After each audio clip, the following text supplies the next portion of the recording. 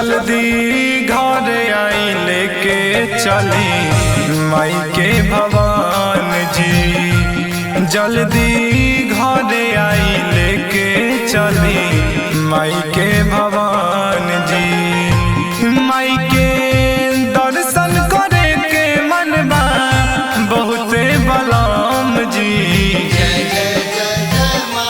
जल्दी घर आई लेके चली माई के भवन जी। कि जल्दी घर आई लेके चली माई के भवन जी। बोला बोला शीतला भवानी मैया की।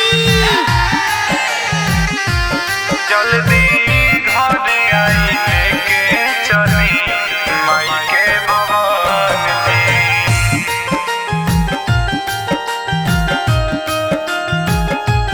जल्दी घर आई लेके चली माई के भवन जी। 12 दिन पाइल बड़ी माई हमरा गाँव में संगही चलल जाई पूजा करी साथ में।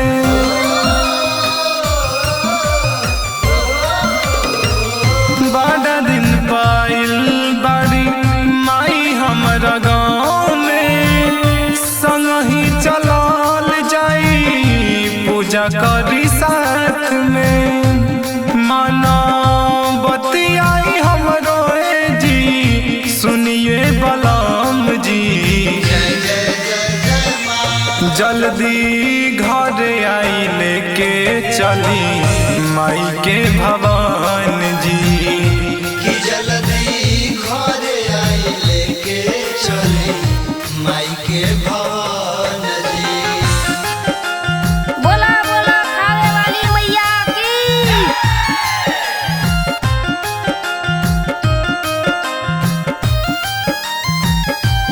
जल्दी घर आई लेके चली माई के भवन जी। जल्दी घर आई लेके चली माई के भवन जी। माई के भवन जी। छुट्टी के कागज दे दी रास्ता निकाली जल्दी से आवे के बाद रोहिया निहारी।